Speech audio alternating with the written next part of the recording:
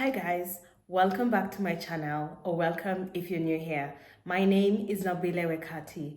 I am a Kenyan who recently relocated to Canada, and I've been here for about 7 months, and I have learned a few things that I would like to share with you guys or anyone that wishes to move to Canada.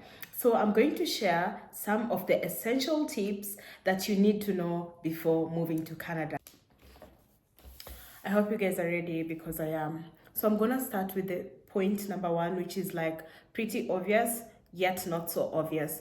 But the point number one is financial preparation. I don't know how you guys are gonna remember everything if you're not taking notes. I am a teacher's daughter, and so I'm gonna make you guys learn by force. And I'm gonna act like a teacher right now because I am a teacher's daughter. Anyway, financial preparation is very important when you're moving to Canada. You have to save enough and budget very well. And I don't know if we can do like a little bit of some calculations here with you guys so that you can see, like, when I say saving enough, what do I mean by enough? So you need to like build a savings cushion. I am referring to my book, that's why I keep looking down, sorry about that.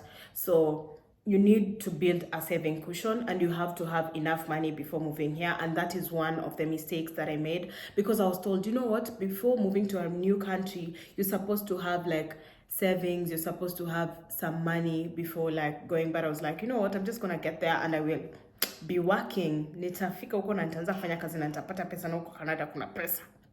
But it doesn't, like, it really looks like that. It's been looking like that in movies, but it's not. This is not a movie, this is a reality. So yeah, so you need to have enough money.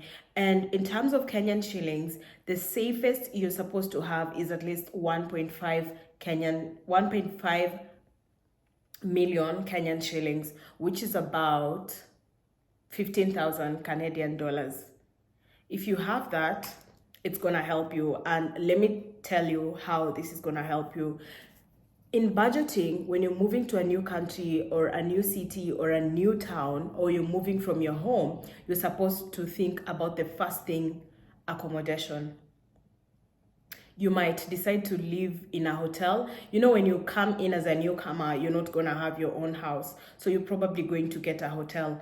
So the first thing is accommodation. And if you're going to probably have someone like me here and you want me to help you get an apartment or something, if I am to get you an apartment and if I am to talk to someone, they have to know like your financial capability, and it's gonna be very hard. But to be safe, in terms of rent, depending on the town that you're gonna be living in, you're supposed to have something like $1,000 to $2,500, which is like $100K to $250K per month. So you're supposed to have at least damage deposit and rent. So that you're supposed to have something like 500K. You understand? Like, depending on where you're going to live. Because if you live in a smaller town, it's cheaper than when you live in a bigger city. It's just as logical, as simple as that. Like, even if you're like in Nairobi, you know, living in Nairobi is more expensive than living in Bungoma. Though things are changing very fast, and like it's almost becoming impossible to live anywhere because rent is going up there. So another thing, if you decide to get into the country, and maybe utapata mtu kama mimi, and I already like have identified an area and we go like house hunting and you're ready to move in, you're supposed to think about furniture, you're supposed to think about groceries, you're supposed to think about health insurance, you're supposed to think about your cell phone and internet, you're supposed to think about your driver's license. Driver's license is something that's very important, and we're gonna go back to it because it's a wider topic. And then there is like personal effects. Kama mimi, when I got here, I didn't buy most of my skincare products back in Kenya because I knew like I wanted to get more authentic things from like stores like CeraVe, like stuff that are made here. That's just a random example. And then like there's international shipping. Of course, you can get here and then you remember, oh, I should have brought some Royco and spices and unga from Timam. Sasa hiyo ndo time yenye unafika hapa, then unaanza kusema, oh, okay, I need to ship. So you're supposed to have pesa za damages kama hizo. Like unafika hapo unagundua kuna unga ya ugali, hakuna ajab, so ya chapati pia. So that's when you start, you know, thinking about international shipping, and it's gonna cost you something like 100K just shipping. It is not cheap. So before you move, you're supposed to have enough savings, have enough money in your bank, and like I've told you, you need to have at least 1.5 million. Being very honest with you. So we've talked about like a quick budget outline. We've talked about accommodation, rent, furniture, and I've been breaking down for you guys. Simu si eti unalipa credit kama vile unabuy kila siku credo. Like you're supposed to pay, like it's postpaid all the time. So you're supposed to budget for that. Every month you have to pay for your phone. Every month you have to pay for the internet, and these are bills that are never going to stop. So huwezi kuja ukijiambia tu utafika na utapata kazi and then everything is gonna run like that. You might get here and start now planning for kupata kazi and everything else. That's just number one. Like if you have any questions, we are gonna always in the comments, I'm gonna break down kabisa and make this as interactive as possible so that you understand everything. So point number 2 is understanding taxation. When I came here, I didn't understand that everything was taxed. So when someone tells me this, like say this shirt that I'm wearing, they tell me it goes for $20, I'll be like, oh, okay. And then I napena $20. No, that's minus GST and PST. I will let you guys know what GST and PST is. So GST is goods and services tax, which is a federal tax. And then there's PST, which is provincial sales tax. And that's like provincial tax. Like say, for example, me, I live in Saskatchewan. So the Saskatchewan tax is the PST, which is the provincial sales tax. So when you're buying anything, most things like groceries, household things, personal services, prescriptions, like prescriptions is the only thing that's exempted, but most general things, kama mango, you're gonna get GST and PST. So GST is, the rate for GST is 5% and the rate for PST is 6%. So everything that you buy, say if something is $20, that's the price, you have to add like 5 plus 6% to that. And then it becomes something like 27, 28, like when you include the 11% on top of it, which is the tax. So you have to, when you're budgeting, it is very important for you to understand that everything comes with taxation. So when someone tells you it costs 150, you're supposed to spare something like 160 because tax is always included. Okay? But at least tax unaona vitu zenye inafanya, siyo kama ule mtu mwingine. Okay. Like, yeah. But there is no tax on small things like bread, fruits, like vitu zenye, you know, it's basic grocery, it's basic needs, ni vitu zenye za kila kitu, bread, fruits, vegetables, ni basics, so they don't tax that, especially in Saskatchewan. So, and then there's rebates and tax exemptions. Low-income people, low-income individuals, and low-income families. Sasa mimi, mtu kama mimi ni low-income person. Sisi, at some time, like, you may qualify to be, like, to get a credit on your GST to offset your tax at the end of, like, every quarter. I don't know if you guys are getting me, but if you earn pesa kidogo, unaweza kuwa ukipata credit your time, yeah? Like when they do, like when you're supposed to pay your tax, you can always get a credit for that. I don't know, like kizungu ni mingi misaenda kujua. Number 3, I think I'm only gonna talk about 5 points, and then we're going to do another video where I'm going to do like the rest of the 5. Number 3, which is which is also very important, is preparing for the harsh weather. The mistakes that people make before coming to Canada is like buying winter outfits in your country. When you buy winter outfits in your country, say mimi nende Nairobi and I'm buying like at a warm clothes in Nairobi. Say I go to a store, like I'm not gonna mention any stores, but I go to a random store and then I buy like a heavy jacket. That is designed maybe for the rainy season in Kenya, and when we're having a rainy season and it's very cold, we go maybe to 16 degrees, 10 degrees, and we're like, oh, kuna baridi. But Northern Prairie areas like Saskatchewan, it may go up to negative 40 degrees. And they have not made jackets in Kenya that can sustain you when the weather is 40 below. So when you buy your jacket, your expensive fancy jacket in Kenya, it might not work in Canada. So the best thing to do, shop for your winter gears here in Canada. I'm gonna show you guys my winter gear if I can. When I can. Like the very first time nilikuwa don't carry any clothes because they're not gonna help you. Like summer clothes, nguo za kuvaa, like summer is the same like everywhere, like you just need to dress down. But kama ni winter, like don't buy your clothes in Kenya. So I'm gonna like break down for you guys like the different weathers in Canada. We have spring, summer, fall, winter. 4 seasons. So spring usually happens between March and May, and the temperatures are always between 5 degrees and 15 degrees, fluctuating temperatures and melting snow because spring comes after winter. And then there is rain, especially in April and May, and the days are just beginning. My gosh, the days are just beginning to be longer. Na mtu asijaribu kukama at me na shema. Utaniambia kama mimi ni mzungu. So the days are just starting to be longer, and then greenery is starting to return because barafu imeshachoma nyasi kila kitu, so it's just like plain out there. But now greenery is starting to come back, and then baridi bado iko, but it's not as cold as winter because snow is melting, and then nyasi inaanza kumea, so it's starting to warm up.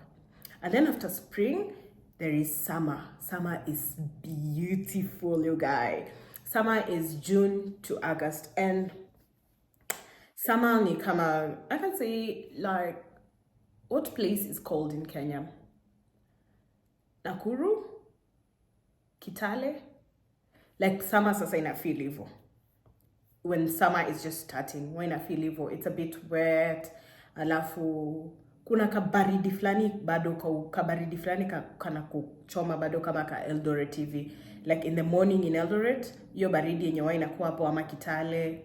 Hata Webuye sometimes it's always like a little bit cold. So that's the start of summer. And then summer is always 20 degrees to 30 degrees, but some days are like 30-35 degrees Celsius. Like kuna tu joto.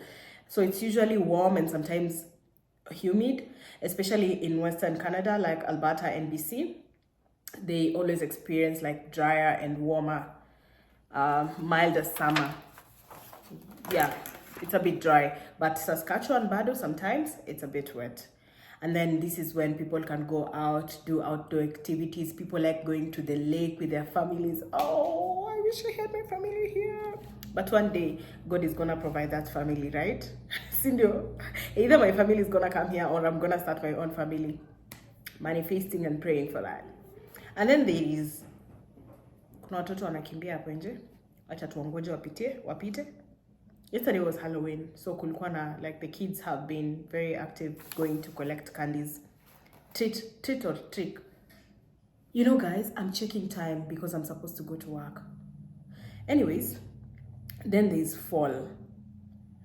Fall is usually between September and November. Right now we are in fall. So fall, after summer, after kumekuwa jua kali, fall sasa matawi zinaanza kuturn. It's usually so beautiful. I will insert like some fall pictures and everything. And most of the time, like whatever represents Canada is the fall colors and the leaves and the shape of the leaf. Even like the shape of that leaf is what the Canada flag is.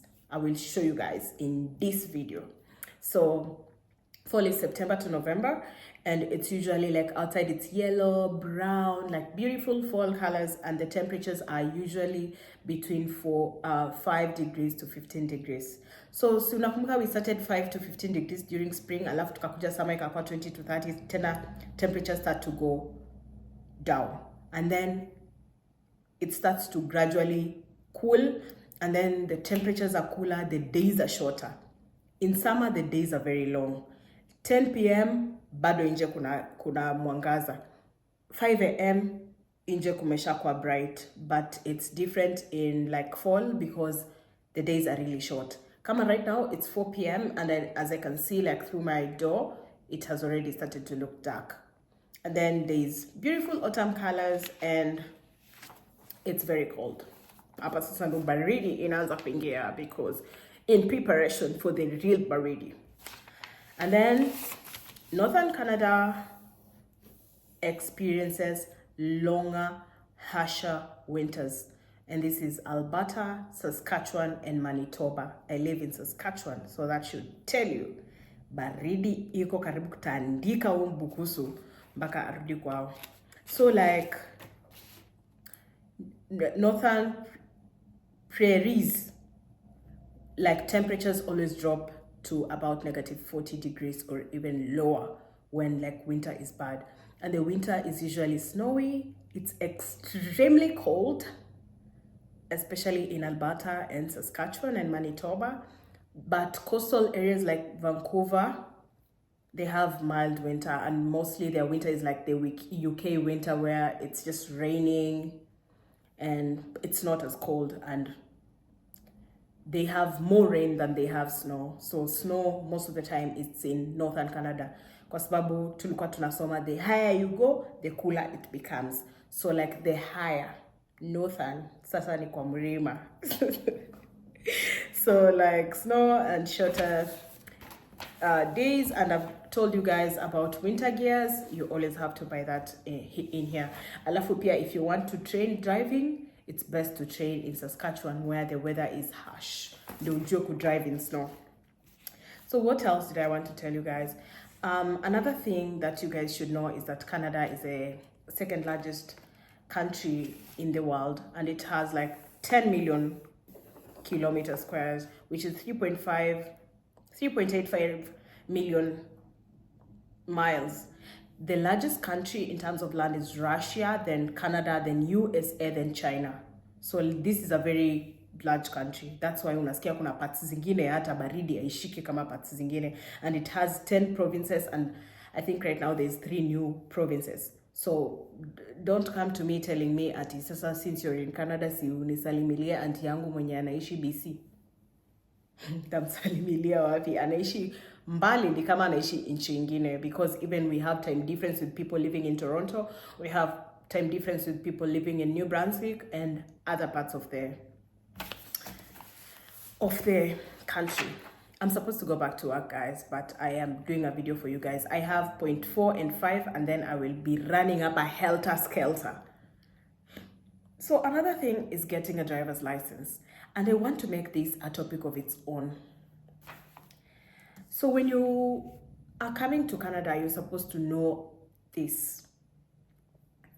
You are supposed to do your driver's training in your country when you're moving here, because you might move to a town that does not have public transport, and you don't want to move to a place where there's no public transport and you need to be moving around, and you don't have anyone to give you rides, you don't have money to pay for cabs, and you don't have like it's just inconveniencing. So you're supposed to arrange for your means of transport, and you're supposed to do your driver's training in your country before moving to Canada for you to be safe. Jua kuendesha gari. That is very, very important. I'm checking time. My way. Senachelewe. Poela. Hata nywele inakwama nimechelewa, but Mungu tu atanisaidia. Anyways, so you're supposed to like do a driver's training in your country, ujue kuendesha gari vizuri, and then get a driver's license that is recognized internationally. Okay? So fanya training yako vizuri, enda driving school. I think it costs like 10-15,000. I'm not so sure how much it costs right now, but have a valid driver's license so that when you move here, you will go, like here we have SGI, which is Saskatchewan Government Insurance. You go to Saskatchewan Government Insurance and present your driver's license, and then after presenting it, you're going to be given a written test just to see how familiar you are with driving. After you do the written test, you're going to do a road test. After you pass the road test, you will now be given a class 5 novice driver, novice one. Yeah, I'm thinking so. And then you will start driving, but now you're given a probation just to see how you're behaving on these roads, like considering they drive on the wrong side of the road. Oops. Sorry about that. I don't know what I did. I think I moved the camera. There we are. I hope kila kitu bado iko kwa center, kwa sababu nikimove to camera kidogo. Yeah. So pia like as a new driver, as a newcomer, you're supposed to jaribu sana usifanye mistakes.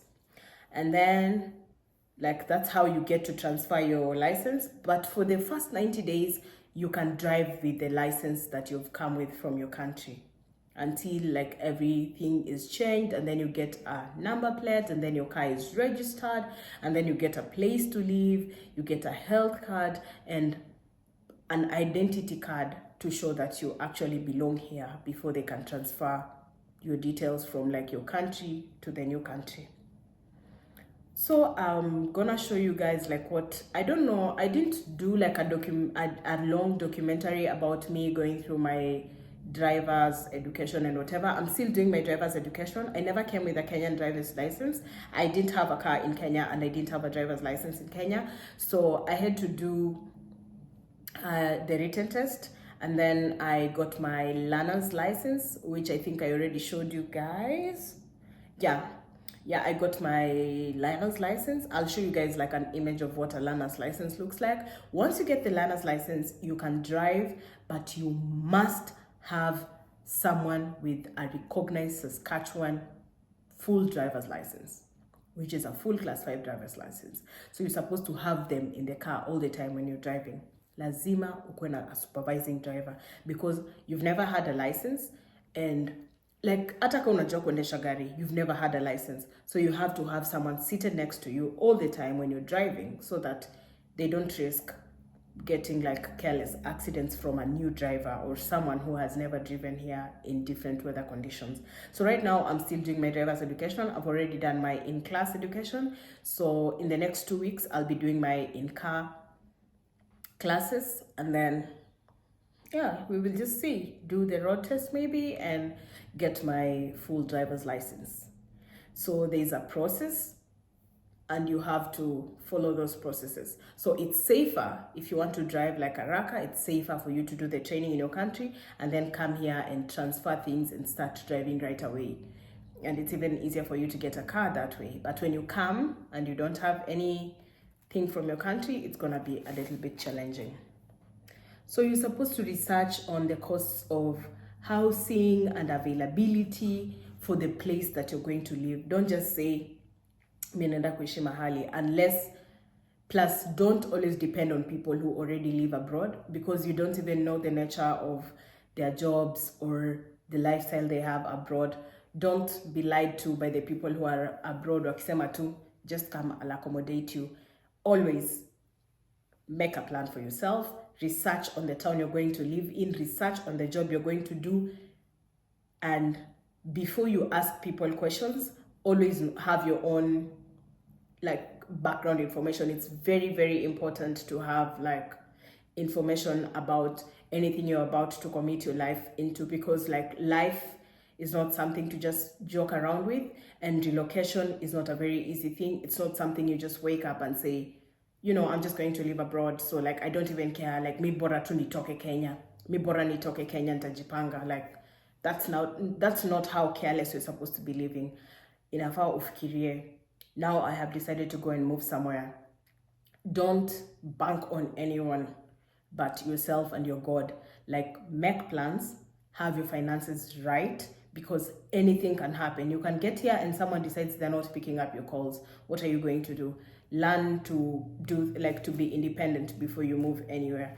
Have your money right and have your visa working, like a card that works internationally, so that kikwama, you can just book a hotel and like try finding bearing from a hotel instead of depending on someone for accommodation, because I've had stories of people freezing to death, and I wouldn't want anyone to go through that. And do your research even for the job you're going to do. Is it a legit job? I've had people DM me and tell me at TCG someone told me I'm supposed to send them like 250,000 and they're about to bring me to Canada. Please, guys, do your research well. Let no one lie to you just because they're in Canada ati watumie pesa sijua kufanyia nini. Watu pia huku hivi nje wanaumia, hawana pesa za kusurvive huku majuu, they just want to con you people. So do your research and make sure you are using the right channels to do everything. Talk to, like, nothing is that cheap. You can't tell me 250,000 is enough for you to move here. You're lying. Actually, like, I don't like it how people lie to other people who are innocently trying to like look for a better life. And please agree, like, you're supposed to understand like how renting is, that the different types of houses. There's condos, there's apartments, there's townhouses, there's duplexes. Like, you're supposed to understand all that jargon if you decide to move, so that you know where you're going to begin when you get to this country. So that's another thing that's very important. You know what, guys? I think it will be best to leave this video here because I am running late. I need to go to work real quick. And another thing, I do not want to keep talking alafu niwachoshe and then the video is long alafu boring. So we're going to leave at the 5 points, and if you want us to take one topic and talk about it in one video, like say 10 minutes or 5 minutes, let me know in the comment section. Thank you so much for sticking by, and thank you so much for supporting me on YouTube. I don't take anything for granted. I am so happy because you guys are making me like want to create videos, especially about like life abroad and everything, and I am so excited to do this. Thank you guys, and see you guys in my next video. Bye for now.